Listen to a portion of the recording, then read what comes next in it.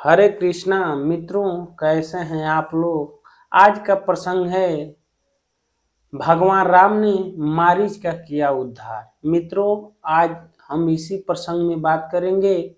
लोगों ने यह प्रश्न किया था कि जो रावण का मामा था मारीच, उसका भगवान ने कैसे उद्धार किया। मित्रों, हम इसी प्रसंग में आज बात करेंगे। मित्रों, ये उन समय की बात है, त्रेता युग की बात है, जब भगवान राम जी ने लीला स्वरूप वनवास चले गए थे और पंचवटी में अपनी कुटिया बनाए थे और वहीं जो है निवास करते थे। मित्रों, उस समय ये निवास कर रहे थे और भगवान जो है कुटिया में राम, लक्ष्मण और सीता तीनों लोग रहते थे। एक समय की बात है, आकाश मार्ग से सुपनेखा जो रावण की बहन थी, उसी मार्ग से जा रही थी। उसने देखा कि इस वन में इतने अद्भुत अद्भुत पुरुष, दो अद्भुत पुरुष हैं जो करोड़ों कामदेव को लज्जित कर रहे हैं। इतनी ऐश्वर्य है, इतनी उनकी मुखमंडल पे मंद मंद मुस्कान है, देखकर जो है वह दंग रह गई। उसने अपना, वह तो राक्षसी थी, राक्षस कुल की थी, उसने अपना रूप जो है, माया भी थी, उसने अपना रूप बदल दिया और एक सुंदर अप्सरा बन गई और जाकर कुटिया में प्रवेश की और कहने लगी कि हे नाथ, आप जो है हमसे विवाह कर लीजिए, विवाह का प्रस्ताव दे दी। मित्रों, विवाह का प्रस्ताव दे दी। राम जी ने कहा कि हे देवी, मैं जो है मैं विवाह कर चुका हूं। तो उसने कहे कि हे नाथ, पुरुष तो उस समय की ये प्रथा थी, राजा महाराज राजकुमार कई शादियां करते थे। उसने कहे कि ठीक है, अरे शादी किए हैं, मुझसे भी कर लीजिए। लेकिन भगवान ने, रामा अवतार आप जानते ही हैं, मर्यादा पुरुषोत्तम उनको कहा जाता है। भगवान राम जो लीला किए हैं उसमें जो है पुरुषोत्तम का एक वचन, एक स्त्री और एक बाण, यह उस समय प्रचलित था। लोग कहते थे कि राम बाण, राम वचन। वो कहते हैं कि हे देवी, मैं इस समय प्रतिज्ञा ले चुका हूं, एक वचन, एक बाण और एक स्त्री, मैं जो है दूसरा विवाह नहीं कर सकता हूं। तो सुपनेखा ने कहा कि ये जो वो कुछ दूर पे जो खड़े हैं वो कौन है। तो ये मेरे छोटे भाई हैं और हम और वो हमारी भार्या, तीन लोग रहते हैं। तो क्या मैं उनसे विवाह कर लूं। भगवान ने कहा जाओ उनसे पूछ लो। लक्ष्मण जी से जाके पूछी, वो भी तो बहुत सुंदर हैं। उनसे भी कहने लगी। लक्ष्मण जी ने कहा नहीं नहीं, अरे तुम किसी राजा से जाकर शादी कर लो, किसी महाराजा से कर लो, किसी राजकुमार से कर लो, मैं तो उन दोनों का दास हूं और मुझे उनके सेवा से ही फुर्सत नहीं है। तो हे देवी, मैं आपसे विवाह कर कर आपको कष्ट में क्यों डालूंगा।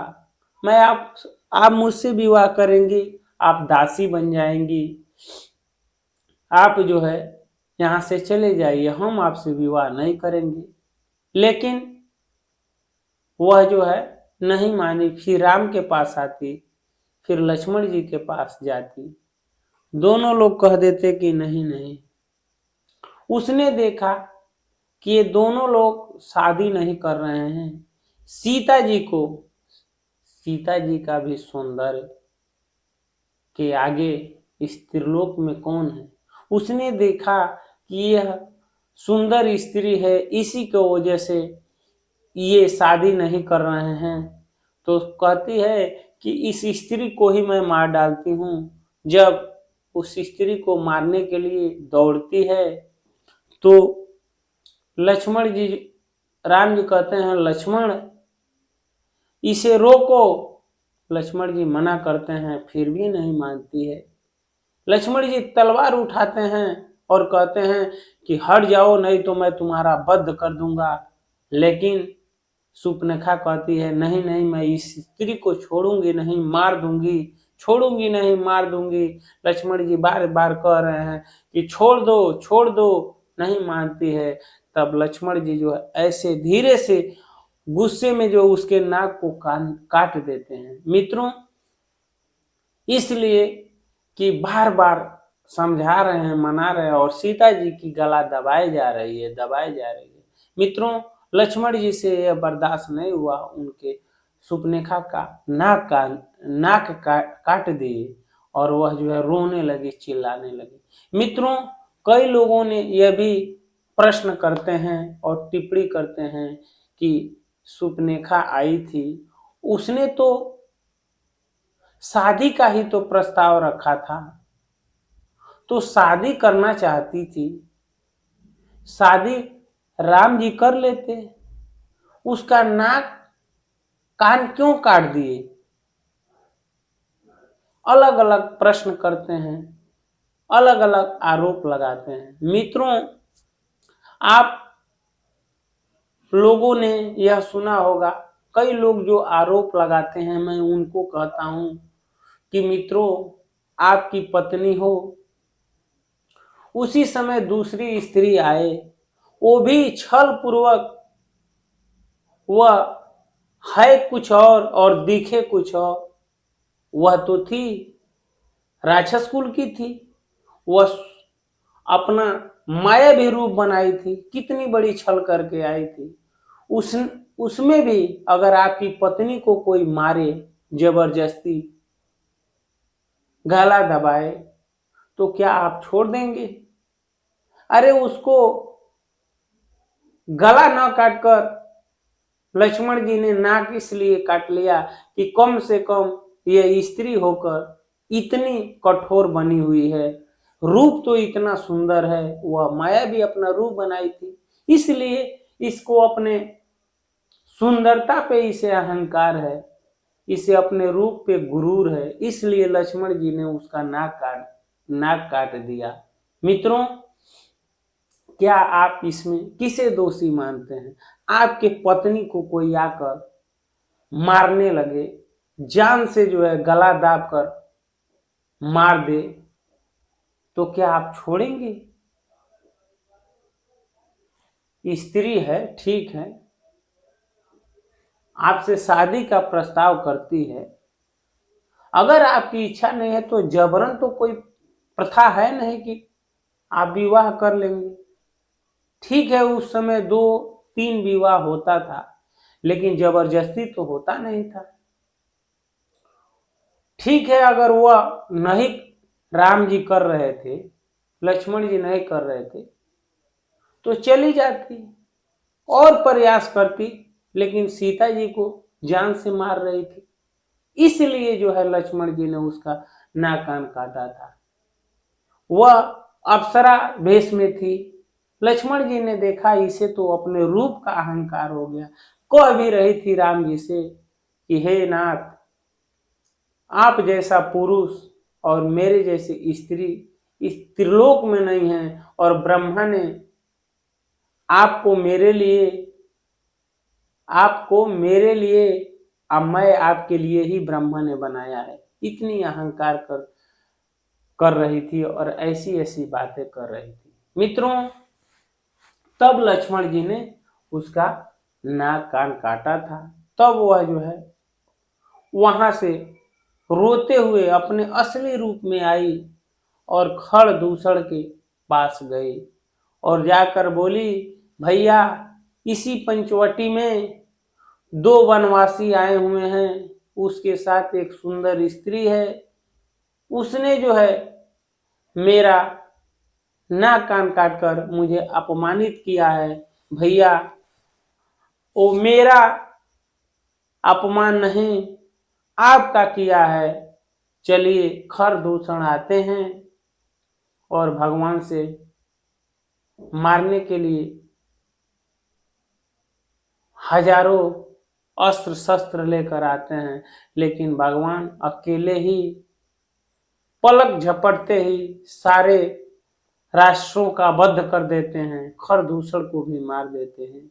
जब सुपनेखा जान गई कि ये खरदूषण को खेल खेल में ही जो परलोक भेज दे, ये कोई मामूली मानव नहीं हो सकते, ये कोई देवता भी नहीं हो सकते। वह जान गई कहीं ना कहीं हो सकता है ये तो नारायण ही मानो लीला तो नहीं कर रहे हैं। सुपनेखा वह मन ही मन समझ गई कि खरदूषण को मारना ये किसी देवता का भी, क्योंकि खरदूषण भी कम नहीं था, रावण के जैसा वो भी प्रतापी था।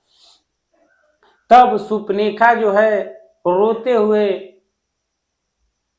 लंका गई और बड़ी सभा में रोते हुए रावण के दरबार में कहने लगी, त्राहिमाम त्राहिमाम, हे लंकेश, आप जो है हमारी रक्षा करिए।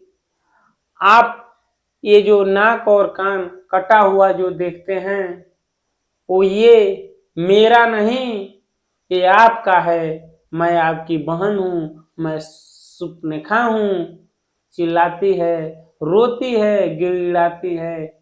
और जब यह रूप जो है उसका भाई रावण देखता है, कहता है, सुपनेखा रो मत, बताओ कि यह किस दुराचारी ने तुम्हारे साथ ये किया है। स्वयं उसने जो है काल को आमंत्रित किया है। किसने यह दुस्साहस किया जो त्रिलोक विजयी रावण के बहन के साथ इतना बड़ा अपराध किया है। तुम मुझे बताओ, मैं तुरंत उसे मार देता हूँ, यमपुरी भेज देता हूँ। अरे बड़े बड़े देवता मुनि गंधर्व हमारे एक गर्जना से गुफाओं में जाकर छिप जाते हैं। ये कौन दुस्साहस किया है जो मेरी बहन का नाक और कान काट दिया है। सुपनेखा कहती है कि भैया पंचवटी में दो वनवासी हैं और उनके साथ जो है एक बहुत ही कमल नोचनी स्त्री है जो पूरे त्रिलोक को अपने रूप से जो है फीका करने वाली है। उसके रूप के आगे भैया मैं कल्पना भी नहीं कर सकता कि कितनी सुंदर है। मैंने बस उस मार्ग से जा रही थी तो हमने देखा कि इतनी सुंदर स्त्री है। उन दोनों वनवासियों से कहा कि ये तो स्त्री जो है त्रिलोक विजयी रावण के राज दरबार में होना चाहिए, उनकी ये पटरानी बन के रहेगी। भैया इतना ही कहते ही उन वनवासियों ने मेरा ये नाक कान काट दिया। भैया मेरी इसमें क्या गलती है। तो रावण कहता है कि क्या केवल यही बात कहने से, इतना ही कहने से उन लोगों ने तुम्हारा नाक कान काट दिया। तो हाँ भैया, मैं तो आप ही के लिए आग्रह कर रही थी, बस इतनी सी बात है। उन दोनों ने मेरे साथ ऐसा किया है। भैया मेरी रक्षा करिए, मेरी लाज बताइए। रावण कहता है तो इतनी दूर क्यों आई, उस वहीं खरदूषण थे, क्यों नहीं उनके हाथे उन वनवासियों को जो है यमपुरी भेजवा दी।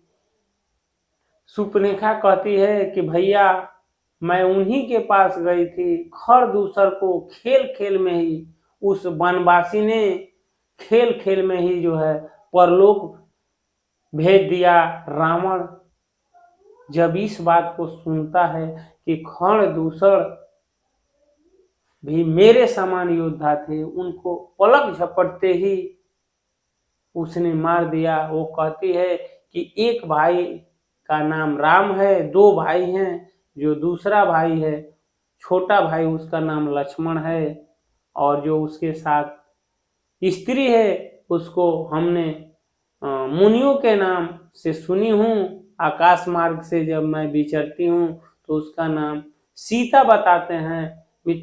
भैया, जो जो बड़ा भाई है राम, वह पलक झपटते उस खड़ दूसर को जो है यमलोक भेज दिया। भैया, वैसा योद्धा मैंने आज तक ना देखा है, ना कहीं पढ़ा है, ना कहीं सुना है। वह खेल खेल में ही उन राक्षसों को जो है यमपुरी भेज दिया। फिर रावण समझ जाता है कि ये कोई मामूली वीर नहीं है, ये मानो तो बता रही है, लेकिन खड़ और दूसर को पल भर में यमपुरी भेज दे, यह कोई साधारण मानव नहीं हो सकते। रावण विचार किया और जो है बुद्धि से काम लिया, और वह जो है पंचवटी पहुंचा, और पंचवटी में ही एक कुटिया में उसका जो मामा था मारीच, वह अब जो है राशि प्रवृत्ति छोड़कर अब जो है वहीं निवास करता था। अब जो है वह अध्यात्म के तरफ उसका मन जो है जा रहा था, उसकी रुचि जो है ईश्वर के प्रति हो रही थी। अब जितने गलत कृत्य थे अब मारीच छोड़ चुका था और वहां ध्यान करता था। उस पंचवटी में बड़े बड़े सिद्ध महात्मा वहां जो है तपस्या करने के लिए उस जंगल में जाते थे। उसी तरह मारीच भी जो है वहीं अपना कुटिया बनाकर एकांत में ध्यान करता था। रावण ने बुद्धिमानी पूर्वक मारीच के कुटिया में गया, और जब हाथ में तलवार और जब कुटिया में प्रवेश किया, वैसे ही मारीच ने समझ गया कि यह मूर्ख, यह उदंड रावण, अहंकारी रावण, यह तलवार हाथ में लेकर आया है। कुछ न कुछ अपशगुन उसे दिखता है कि यह बिना लोभ के ये कहीं नहीं जाता है, और मुझ जैसे अधम के वहां ये लंकेश आ रहा है, और वो भी पंचवटी में। इसे अगर कोई कार्य होता तो मुझे अपने दूतों से द्वारा ये बुलवा लेता, लेकिन खुद मेरे कुटिया पर चल कर आया है, तो वह समझ जाता है कुछ ना कुछ गड़बड़ होने वाला है। फिर भी डर पूर्वक, रिश्ते में तो मामा है, लेकिन रावण से सब डरते हैं। मारीच भी डर रहा था और कह रहा था कि आइए लंकेश, आपका स्वागत है। तो रावण कहता है कि अरे मामा, मीठी मीठी बातों में मामा से संबोधित करता है। कहता है कि नहीं, हम आए हैं आपका हाल चाल लेने के लिए। और लंकेश ये समझ जाता है कि आज क्यों इस तरह का यह लंकेश बात कर रहा है। वह समझ जाता है कुछ ना कुछ गड़बड़ है। रावण कहता है कि मारीच, मैं जो है तुम्हारे पास आया हूं, एक छोटा सा काम कर दो मेरा। मारीच कहता है कि रावण, मैं अब सब कुछ छोड़ दिया हूं, अब जो है अंतिम पड़ाव जो है ईश्वर के ध्यान और आराधना में लगाना चाहता हूं, और जो है मुझे अब कहाँ ले जाना चाहते हो? तो कहीं नहीं मारीच, इस पंचवटी में तुम्हारे कुटिये से थोड़ी दूर पर सुना हूं दो वनवासी आए हैं, और हमें जो है सुपनेखा बताई है, एक का नाम राम है और दूसरे का नाम लक्ष्मण है, और उसके साथ बहुत ही सुंदर स्त्री सीता है। और मारीच, वह हमारे बहन सुपनेखा का नाक कान काट दिए हैं ये वनवासी, इनको हम छोड़ेंगे नहीं। तुम्हें जो है मेरा मदद करना होगा। मारीच कहता है कि नहीं नहीं नहीं नहीं रावण, अरे वो राम है, राम को तुम जानते नहीं हो। एक बार यही राम जब 12 साल के थे तो हम जो है वहां बक्सर में जब जी विश्वामित्र जी जब यज्ञ करते थे, हम जो है ताड़का के साथ यज्ञ जाकर भंग कर देते थे। तो यही राम ने जो है सारे राक्षसों को मारकर खदेड़ दिया था, और उसी बीच में मैं भी उस यज्ञ में को ध्वस्त करने के लिए गया। तब तक एक फाड़का बाण मारा और मैं 7 समुंदर पार जाकर गिरा था, और कई वर्षों के बाद जो है मुझे होश आया था। रावण, ये मामूली, इसे मानो मन समझो, ये राम हैं। ऋषि मुनि ऐसा बताते हैं कि स्वयं नारायण ही राम के रूप में असुरों को मारने के लिए, राक्षसों का वध करने के लिए मानव रूप धारण किए हैं। रावण, ये राम को मामूली मत समझो, ये फाड़का बाण मारा था तो मैं 7 समुंदर पार गिरा था। अगर उस बाण को जो है धनुष पर चढ़ाकर मार दिया होता तो आज तुम और मैं यहाँ बात नहीं करते। तो रावण गुस्सा में खड़ा होता है, कहता है, मारीच, अगर तू मेरा साथ नहीं दिया तो राम से पहले मैं तुम्हें मार दूंगा। मारीच विचार करता है कि आज जो है मेरा बायां अंग फड़क रहा है, बायां आंख फड़क रही है, कहीं ना कहीं अशुभ होने वाला है। वह जो है मारीच सोचता है कि अगर नहीं जाता हूं तो रावण के हाथ मारा जाऊंगा, अगर वहां जाता हूं तो राम के हाथ मारा जाऊंगा। लेकिन वह कहता है इस दुष्ट के हाथ मरने से बेहतर है कि राम के हाथ मरूं। इस दुष्ट के हाथ मरूंगा तो मैं नरक में जाऊंगा, और राम के हाथों मरूंगा तो मुझे स्वर्ग नहीं, मुझे स्वयं बैकुंठ मिलेगा। स्वयं विष्णु के पार्षद मुझे स्वागत करते हुए बैकुंठ लेकर चले जाएंगे, आवागमन से मैं मुक्त हो जाऊंगा। मित्रों, मारी जो है अब जो है इस गलत का कृत्य को छोड़ चुका था, और जो है भगवान के ध्यान में उसकी बुद्धि सात्विक हो चुकी थी। वह जान गया था कि आज हमारा मृत्यु निश्चित है, इससे बढ़िया है कि हम राम के हाथों हमारा वध हो, मृत्यु हो तो मेरा उद्धार हो जाएगा। कहता है मारीच, रावण बता मुझे क्या करना है। रावण कहता है कि मारीच, तुम जो है अपने माया से, तुम माया में बहुत चतुर हो, तुम जो है एक सुंदर मृग बन जाओ, और ऐसा बनो कि जो इस संसार में, इस प्रकृति में ऐसा आज तक कोई मृगे न हो, ऐसा बनो जिससे जो है कुटिया के आसपास घूमोगे तो सीता देखेगी वो स्त्री है, तुम्हें पकड़ने के लिए विवश कर देगी उन दोनों वनवासियों को, और वह तुम्हारे पीछे जब भागेंगे तो तुम इधर से उधर कहीं दूर चली जाना, और उस मौके का फायदा उठाकर मैं सीता का हरण कर लूंगा और अपने राज लंका लेकर चला जाऊंगा। मारीच कहता है ठीक है लंकेश। वह जो है मारीच अद्भुत माया जानता था, वह बहुत ही सुंदर मृग बन गया, और उसके बाद से जो है वह जो है अपना अपना जो है सिंह उसका जो होता है वह सोने का हो गया, और मृग बनकर जो है कुटिया के आसपास जो है इस तरफ से उधर भागता, उस तरफ से चारों तरफ भाग रहा था और कहीं ठहर जाता। वह बार बार ऐसा करता कि सीता की नजर उसके तरफ हो, वह देख ले सीता।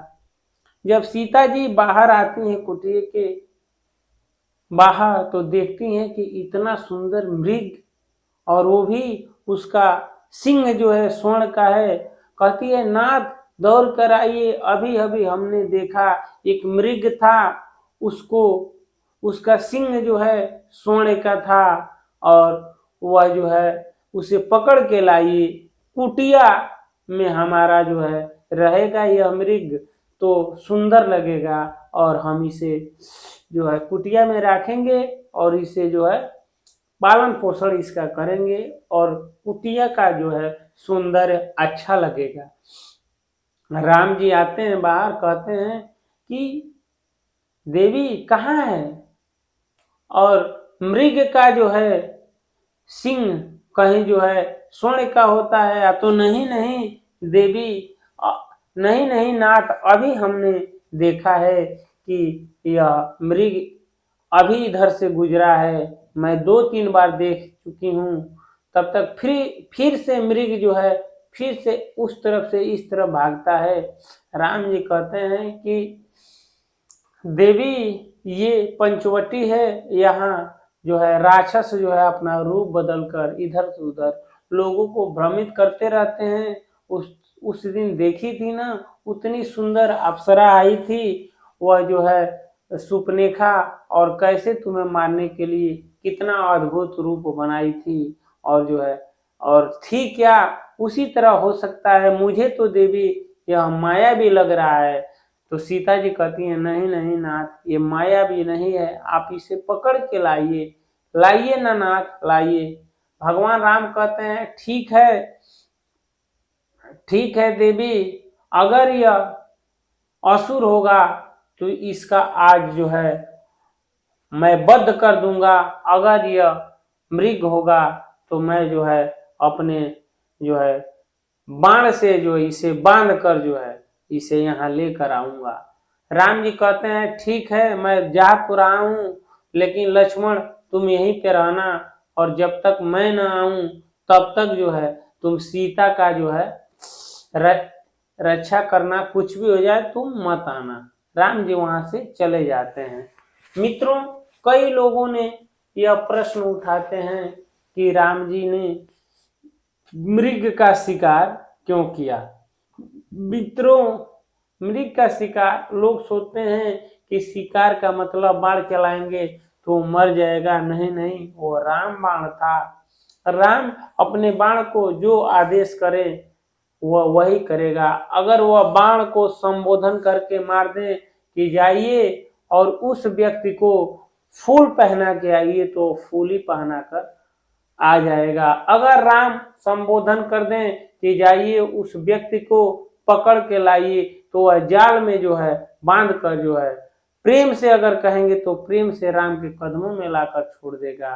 मित्रों, वह राम बाण है, इसीलिए अनादिकाल से ये कहा जाता है कि यह राम बाण है, यह राम वचन है, क्योंकि राम बाण और राम वचन में तनिक भी फर्क नहीं है। मित्रों, तब राम जी ने अपना बाण दौड़ा रहे थे और वह मृग इधर से उधर उधर से, वो तो माया भी था, वह जान ही चुका था और वह दूर लेकर जा रहा था।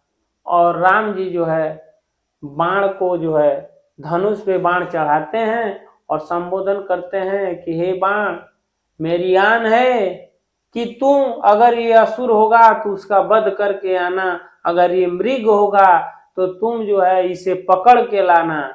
और राम जो है बाण को छोड़ देते हैं और जैसे ही बाण लगता है वो मामा मारी था, वो मारी जो है हाय राम, हाय हाय लक्ष्मण, हाय लक्ष्मण, हाय लक्ष्मण कहकर गिर गया। और जो है जब भगवान राम वहां पहुंचे तो देखे यह तो असुर है, राक्षस है, और वहां से देखे कि ये तो हमारे साथ छल हुआ है, वहां से आने लगे। जैसे ही वो बहुत दूर चले गए थे, जैसे ही जब सीता जी ने आवाज सुना कि यह तो श्री राम जी का है आवाज, वो कहे लक्ष्मण, लक्ष्मण भैया, आपके भैया जो है किसी संकट में है, अभी अभी हमने उनका आवाज चीखते हुए चिल्लाते हुए चिल्ला रहे थे, आपकी मदद की जो है उनकी जरूरत है, आप जाइए। लक्ष्मण जी कहते हैं कि नहीं नहीं, मैं नहीं जाऊंगा, ये भैया की आवाज नहीं है, यहाँ असुर हैं और राक्षस हैं, रूप बदल कर आवाज बदल कर जो है छल करते हैं। सीता जी कहती हैं कि नहीं नहीं, आप जाइए। आप क्यों नहीं जा रहे हैं? तो भैया ने हमें आज्ञा दिया है। सीता जी विवश करती हैं कि नहीं, अगर आप नहीं जाएंगे तो मैं चली जाऊंगी। बहुत कुटिल वचनों से जो है लक्ष्मण जी को लज्जित करती हैं, कुटिल वाणी वो भी बोलती हैं। लक्ष्मण जी कहते हैं कि अरे भाभी, अरे सीता माता भी वो कहते हैं कि सीता माँ, आप जो है नहीं जानती हैं, इस पूरे त्रिलोक में हमारे भैया को कोई पराजित नहीं कर सकता। आप निश्चिंत रहें। लेकिन फिर भी सीता नहीं मानती हैं, कहती हैं लक्ष्मण जाओ जाओ, तुम्हारे भैया तुम्हें जो है मदद के लिए बुला रहे हैं। लेकिन लक्ष्मण जी को विश्वास नहीं है। वो कहते हैं मेरे भाई को ऐसी कोई शक्ति नहीं है जो पराजित कर दे। विवश जब सीता कर देती हैं तो ये जो है लक्ष्मण रेखा कुटिया के पूरे जो है पूरे रेखा खींच देते हैं और कहते हैं भाभी जा तो रहा हूं, लेकिन तुम इस रेखा के बाहर मत आना, इस कुटिया में रहना। ये लक्ष्मण रेखा है। अगर कोई दुष्ट आपको अहित करने का प्रयास करेगा तो ये जल कर राख हो जाएगा। ये लक्ष्मण का जो है वरदान वचन है। और वहां से लक्ष्मण जी चले जाते हैं। तब तक ये दुष्ट रावण साधु भेष बनाकर आता है और जो है कहता है कि भिक्षामि दे, भिक्षामि दे, भिक्षामि दे, और वहां जो है चला जाता है। सीता जी अंदर कुटिया में हैं और कहती हैं कि अरे साधु बाबा वहीं रुकिए और बैठिए। हम जो है हमारे पति और देवर जो है जंगल में कहीं दूर चले गए हैं। जैसे ही आएंगे तो मैं जो है आपको भिक्षा दे दूंगी और आप वहीं बैठ जाइए। ये रावण कहता है साधु वेश में, नहीं नहीं, अरे हम प्रतीक्षा नहीं कर सकते। तो सीता जी कहती हैं कि नहीं नहीं नहीं, आप जो है आप दूसरे, सीता जी कहती हैं आप दूसरे दरवाजे पे चले जाइए और वहां मांग लीजिए।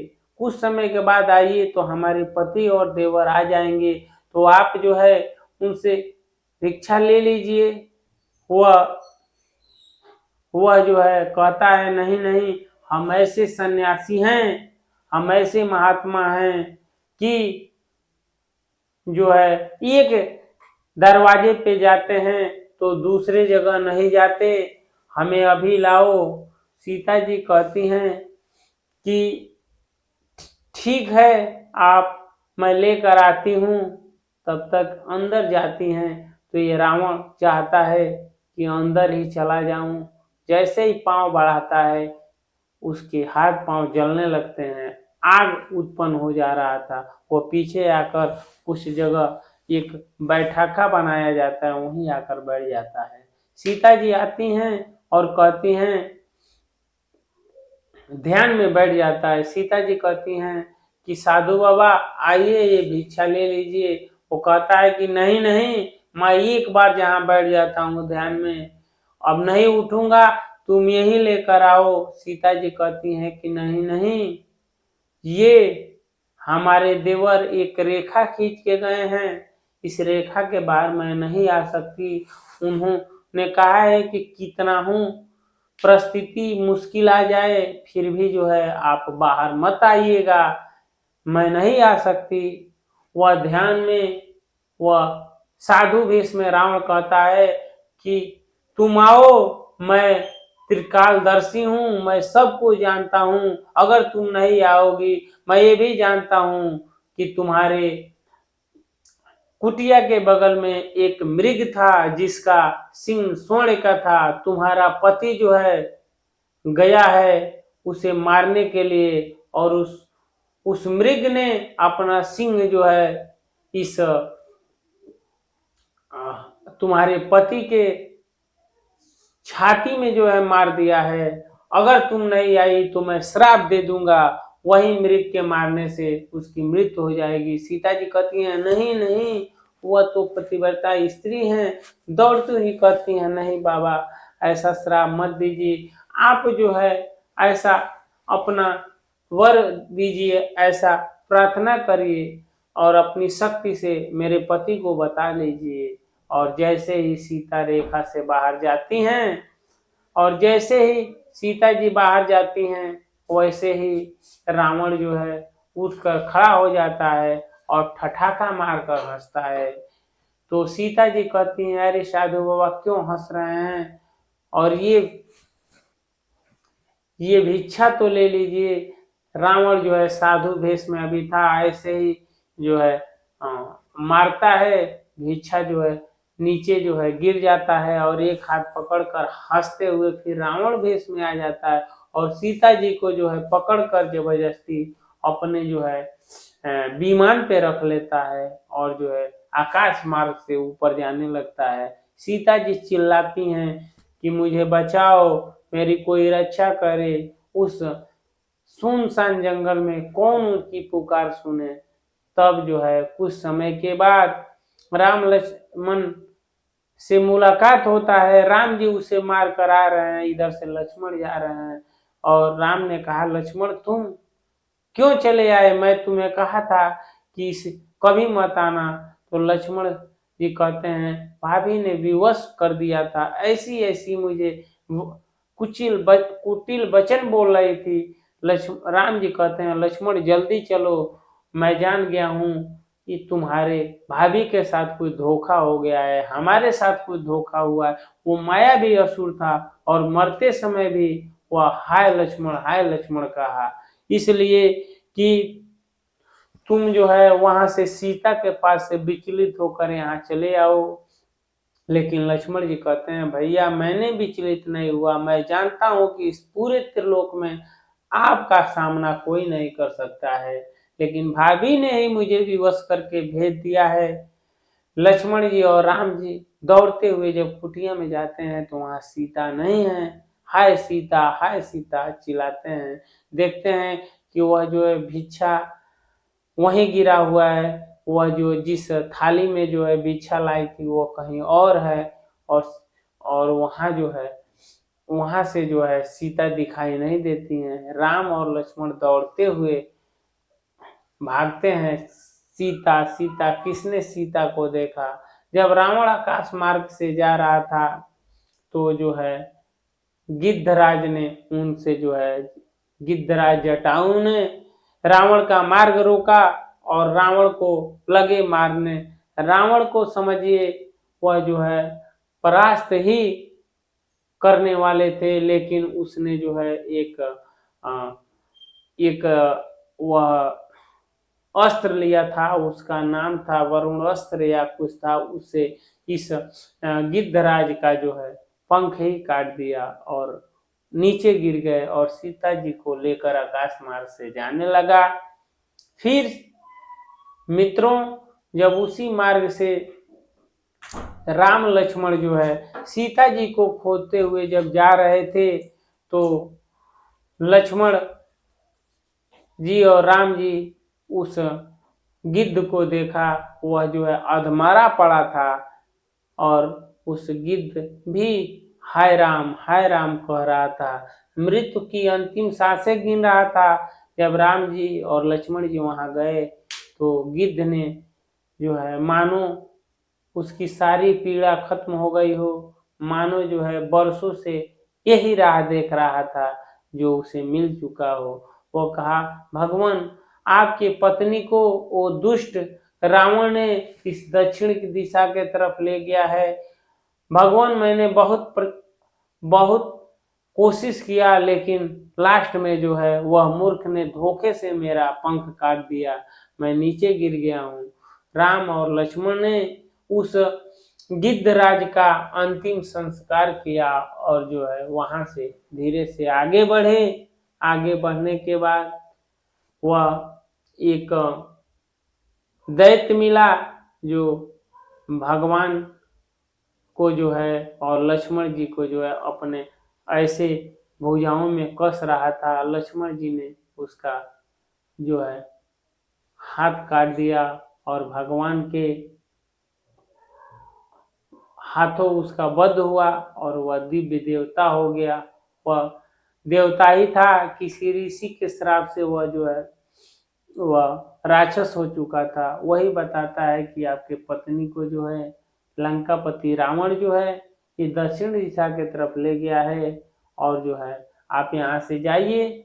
आपको जो है वर्षों से जो है सबरी जी इंतजार कर रही हैं। आप जो है उनसे मिलिए। वहां से मिलने के बाद से जो है आप वहां जाएंगे आगे और वहां सुग्रीव जी से मित्रता होगी। वही आपका जो है बंदरों ने काज आपका पूरा करेंगे। वही सीता जी का पता लगाएंगे और आपका भगवान लास्ट में विजय होगा। आप जो है तनिक भी संदेह मत करिए। मित्रों, आप लोगों ने यह प्रश्न किया था कि मारीच का भगवान के हाथों कैसे उद्धार हुआ। तो मित्रों, भगवान के हाथों मारीच का उद्धार ही हुआ, क्योंकि जो भगवान के हाथों जिसकी हाथों मरता है, जिसे भगवान मारते हैं, उसे मोक्ष मिल जाता है, वह जो है मुक्त हो जाता है। मित्रों, जब रावण मारीच के पास आया था तो मारीच समझ चुका था कि यह आज जो है मेरा अंतिम क्षण है और अंतिम दिन है। वह जान गया था कि रावण आज मार देगा। इससे बढ़िया है कि भगवान के हाथों जो है मैं मरूं और मेरी मुक्ति हो जाए, मेरा उद्धार हो जाए। तो मित्रों, आप लोगों ने यह प्रश्न किया था कि कैसे जो है भगवान राम के हाथों मारीच का उद्धार हुआ था। तो मित्रों, यही कथा थी कि वह जब रावण के कहने पे जब वह मृग बना था तो राम जी ने उसका वध किया और राम के हाथों मरने के बाद से जो है वह भगवान के धाम को चला गया। मित्रों, आपने जो प्रश्न किया था उसका यही हमने कथा के माध्यम से मारीच की जो कथा थी हमने जो जाना आपको सुनाया। मित्रों, आप वास्तव में देखे होंगे कि जो गीता में भी आपने जाना होगा कि जब भगवान अर्जुन से बताते हैं कि अर्जुन, अंतिम समय में जो मेरा स्मरण कर लेता है, कितना हो पापी से पापी व्यक्ति हो, अंतिम समय में मेरा स्मरण कर लेता है तो वह जो है मुक्त हो जाता है, वह सारे पापों से मुक्त हो जाता है। तो जो राम जी ने जब उसका स्वयं अपने ही हाथों से वध कर दिया था तो उसका मुक्ति क्यों नहीं होगा। भगवान गीता में कहते हैं, अर्जुन यह डुबकी लगवा दो, यह सबको बता दो कि मेरे भक्तों का नाश नहीं होता है, वह जैसे भी भजे वह लास्ट में मुझे ही प्राप्त होता है। कितना हो पापी से पापी व्यक्ति हो, मरते समय वह मेरा स्मरण कर ले तो मुक्त हो जाएगा, इसमें तनिक भी संदेह नहीं है। लेकिन मित्रों, भगवान एक और बात उसमें बताते हैं, अर्जुन जो पापी होता है वह मरते समय वह मेरा स्मरण नहीं कर पाता है, क्योंकि जीवन भर वह जिस भाव में भावित रहता है, अंतिम समय में उसे वही याद आता है।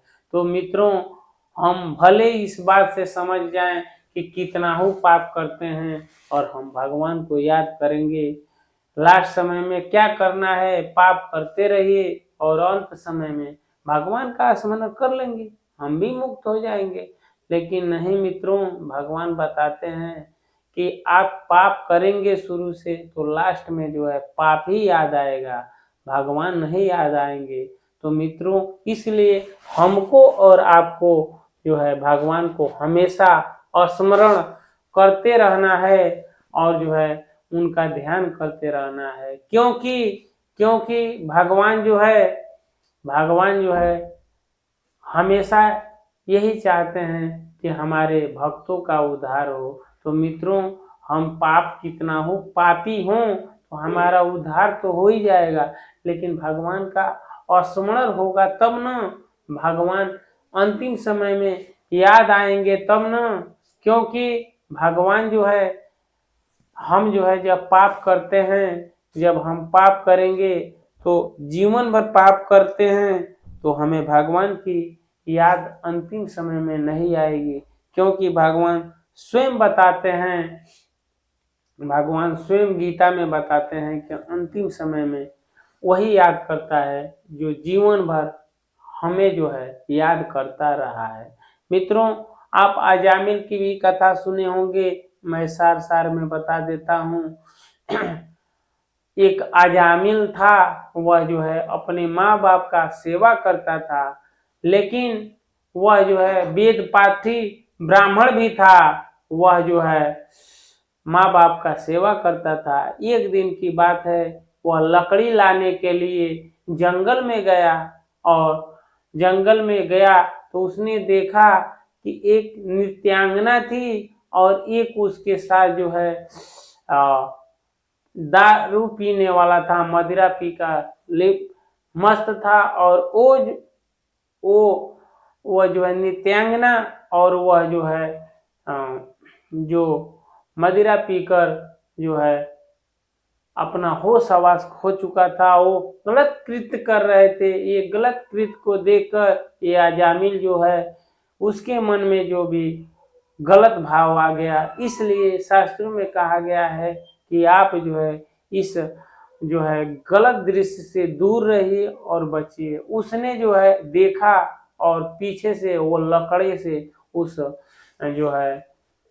उस पुरुष को जो मदिरा से मस्त था उसको मार दिया, और इस नृत्यांगना को जबरदस्ती जो है विवाह कर लिया, अपने घर लाया और वहां जो है रहने लगा। अपने माता पिता और पत्नी को भी छोड़ दिया मित्रों, और उसका 80 साल का उम्र हो चुका था। लास्ट में एक लड़का हुआ और उसका पालन पोषण करता था। एक समय की बात है, वह जो है कहीं घर से दूर गया था।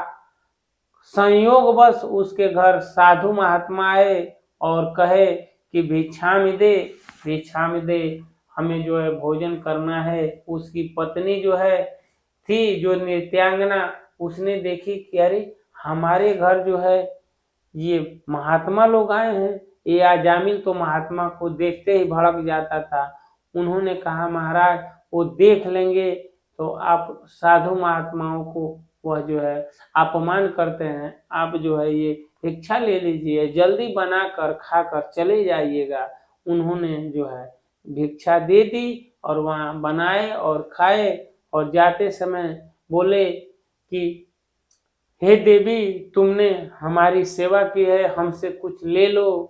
तो उसने कही, नहीं नहीं, आप जाइए, अजामिल आ जाएगा तो आप लोग को अपमानित कर देगा। वो महात्माओं ने कहा कि नहीं नहीं, हमसे कुछ आशीर्वाद स्वरूप ले लो। तो वह अजामिल की पत्नी ने कहा कि महात्माओं, मेरा अभी अभी पुत्र हुआ है, कुछ ही दिन का हुआ है, इसका नामकरण नहीं हुआ है, आप इसका नामकरण कर दीजिए।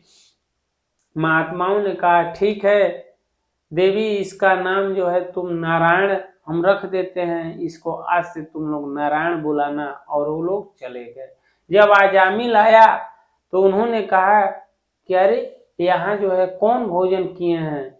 तो उसने कहा कि महात्मा लोग आए थे, और लगा बोलने डांटने, कहाँ गए, उनको छोड़ूंगा नहीं। पत्नी ने कहा कि अरे छोड़िए, अरे आए थे, बना खाकर चले गए, कहीं से मांग कर लाए थे, अरे फ्री में जो है हमको बहुत कुछ दे के गए हैं। अजामिल ने कहा, क्या, तो हमारे पुत्र का नामकरण कर दिए हैं, तो पैसा नहीं दी हो, तो नहीं नहीं, तो चलो ठीक है, फ्री में मिल गया, क्या नाम है, तो नारायण। अब जो है वो पुत्र में आसक्त था, कहीं जाए तो नारायण, कहीं से आए तो नारायण, बेटा नारायण खा लो, बेटा नारायण कहाँ हो, बेटा नारायण कहाँ हो, यही कहता था, बुलाता था। इतना उसका प्रेम था अपने पुत्र नारायण में।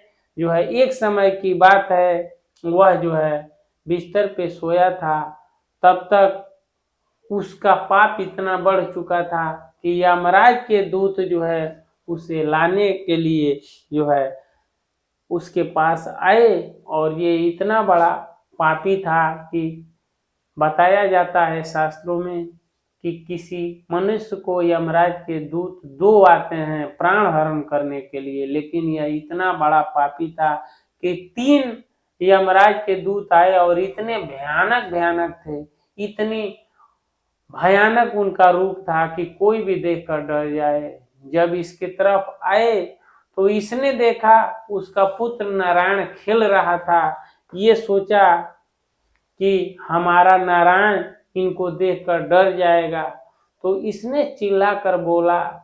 जैसे इसके तरफ आए और मृत्यु दंड, मृत्यु फांस इसको मारे, इसका प्राण हरण करने के लिए जैसे ही मारे तो ये समझा कि मुझे तो मार ही रहे हैं, लेकिन मेरा पुत्र इनके रूप को देखकर डर जाएगा। जैसे ही मारे तैसे ही उसने कहा नारायण, वो अपने पुत्र को बुलाया नारायण। जैसे ही नारायण कहा तो भगवान नारायण के, भगवान विष्णु के पार्षद वहां आ गए, क्योंकि उसका अंतिम समय था, प्राण हरण हो रहा था, आकर जो है रोक दिए। तो यमराज के दूत ने आज तक मनुष्य को जितना प्राण हरण किया था, आज तक कोई उसको नहीं रोका था। वो सोच ही नहीं पा रहे थे कि ये लोग कौन है जो हमको रोक रहे हैं। और देखने में तो ये बड़े देवता दिखाई दे रहे हैं, इनके 4 भुजा हैं, शंख चक्र गदा लिए हैं। वो कहते हैं कि यमराज के दूत कहते हैं कि आप लोग कौन हैं? तो भगवान के पार्षद कहते हैं कि तुम लोग कौन हो?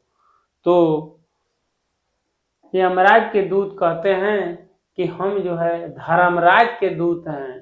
तो भगवान के पार्षद कहते हैं कि तुम लोग धर्मराज के दूत हो तो बताओ धर्म क्या है? तो कहते हैं कि जो वेदों में लिखा है वही धर्म है। पूछते हैं कि धर्म क्या है? तो कहते हैं कि जो वेदों में लिखा है वही धर्म क्या है। तो पूछते हैं तब बताओ धर्म क्या है? तो कहते हैं साक्षात नारायण ही धर्म है। तो कहते हैं तब इसे क्यों पकड़ रहे हो? तो यमराज के दूत कहते हैं कि यह बहुत बड़ा पापी है। तो कहते हैं कि अरे तुम कह रहे हो धर्मराज के दूत हैं, तो तुम क्या जानते हो? अभी बता ही रहे हो कि यह साक्षात, यह वेद पुराण सब कुछ जान चुका, क्योंकि सबका मूल नारायण है। तो ये मरते समय नारायण का स्मरण कर लिया, तो अब इसका पाप कहाँ रहा?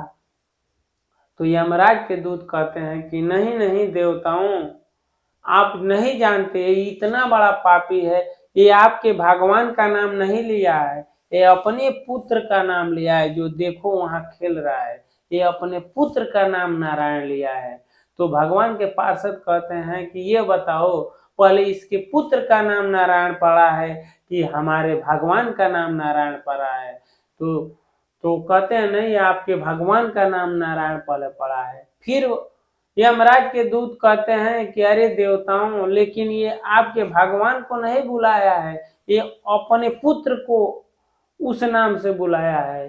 तो भगवान के दूत कहते हैं कि हमारे भगवान ये नहीं जानते हैं कि हमको कोई प्रेम से बुला रहा है कि अपने जो है बच्चे का नाम लेकर मेरा नाम ले रहा है। वो तो बस यही जानते हैं कि जो कुछ में हमको ये आदेश दिया है कि मरते समय जो मेरा नाम स्मरण करे जैसे भी, तो हम उनको जो है अपने उनके धाम लेकर जाएंगे, तुम जो है इनको नहीं लेकर जाओगे।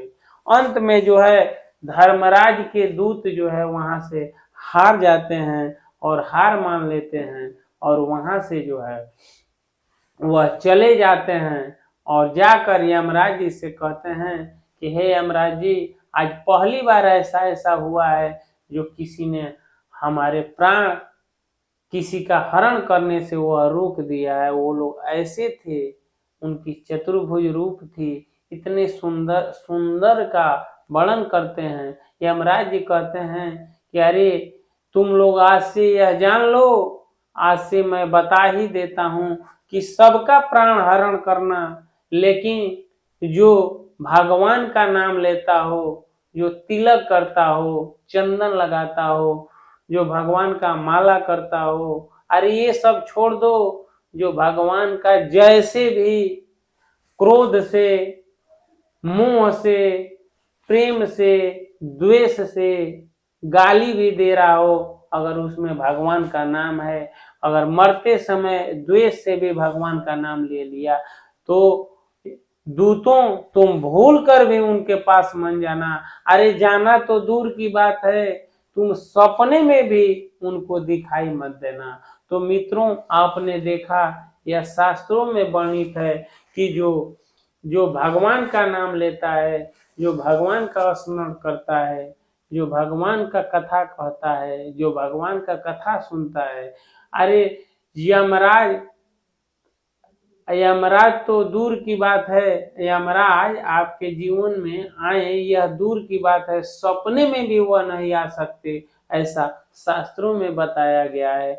मित्रों, आप लोगों ने ये कहा था कि आखिर मारीच का कैसे उद्धार हो गया, कैसे भगवान ने उद्धार किया। तो मित्रों, वह राम जो है नारायण हैं, वह जो है वह यहाँ मानव लीला कर रहे हैं। वे स्वयं परमात्मा हैं, स्वयं ब्रह्म हैं। उनके हाथों जिसकी मृत्यु होती है, उनके हाथों जिसका वध होता है, वह जो है इस 84 लाख योनि में नहीं पड़ता।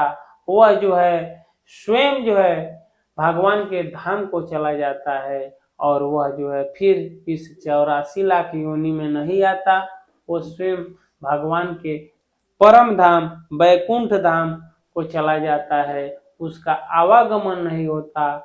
वह जो है नित्य भगवान के नित्य धाम का नित्य सखा हो जाता है। मित्रों, हम और आप जो है हमेशा जो है प्रयास करना चाहिए कि संतों का संग करें, संतों का सेवा करें, संतों का सम्मान करें, और जो वह नियम बताएं उस पे चलने का प्रयास करें कि सत्संग सुने, भगवान का कीर्तन करें, भगवान का कीर्तन सुने, हरि कथा जहाँ हो रहा हो आप वहाँ जाइए, बैठिए, कथा सुनिए, आपका भी उद्धार होगा। जैसे जब द्वेषवश और जो है छलवश जो भगवान के पास आते हैं, जब उनका उद्धार हो जाता है, तो हम और आप भगवान को प्रेम से बुलाएंगे, प्रेम से जो है ध्यान करेंगे, प्रेम से जो है उन्हें स्मरण करेंगे, तो भगवान क्यों नहीं आएंगे, क्यों नहीं हमारा उद्धार करेंगे। हम जो है उनको प्रेम के बंधन में बांध लेंगे। सबरी ने जो है प्रेम के बंधन में बांध लिया था। जो है हिरण्यकशिपु जब प्रहलाद जी को जो है तंग कर रहा था, तो उस प्रहलाद जी के प्रेम में जो है हिरण्यकशिपु को मारने के लिए चले आए थे। मित्रों, भगवान प्रेम के वशीभूत हैं। अब आप देखिए, विदुर जी के घर जाते हैं तो केला के बजाय छिलका ही खा लेते हैं। आप देखे होंगे, जब जब यही भगवान जब द्वारिका में थे, और जब वहाँ जो है उनके मित्र सुदामा जी जाते हैं, तो सुदामा जी को कोई आकर बता देता है कि जो है सर पे पगड़ी है, अन्ना पाँव में जो है जूता है। वह जो है फटा पुराने एक व्यक्ति जो है आपके पास आए हैं, वो बताते हैं वो आपके मित्र हैं। और क्या नाम बताया, जब भगवान पूछते हैं कि वह नाम क्या है, तो वह कहते हैं कि वह नाम अपना सुदामा बताते हैं। भगवान नाम सुनते ही जो है भागने लगते हैं, दौड़ने लगते हैं, और भागते हुए जाकर सुदामा को गले लगा लेते हैं, और पकड़ कर जो है अपने कक्ष में ले जाते हैं और जिस जिस जो है सीट पे वो बैठते हैं, जिस जो है जगह वो बैठते हैं, उस पे उन्हें बैठाते हैं, उस सिंहासन पे बैठाते हैं और उनको जो है बिना मांगे हुए भगवान सबको दे देते हैं। तो मित्रों, आपने जो कहा था वो मैं उम्मीद करता हूँ मारीच का कैसे उद्धार हुआ आपने सुना। मित्रों, आप जो है जो गुण होगा उसे जो है ग्रहण करिएगा, अवगुण जो होगा उसे छोड़ दीजिएगा। मित्रों, हम आपके सम्मुख जो भी वाणी प्रस्तुत कर रहे हैं वो नारायण की कृपा है। अगर हमसे कोई त्रुटि हुई होगी तो क्षमा कर दीजिएगा और गुणों को ही ध्यान में रखिएगा। हमें ऐसी कोई योग्यता नहीं है जो हम आपको समझा सके। मित्रों, हम प्रयास करते हैं कि रघुनाथ जी की गाथा गाएं, हमारे मन को शांति मिलती है, हमें अच्छा लगता है। मित्रों, आप सभी को बहुत बहुत धन्यवाद। हरे कृष्णा, राधे राधे, राम राम जी, नमस्कार, प्रणाम।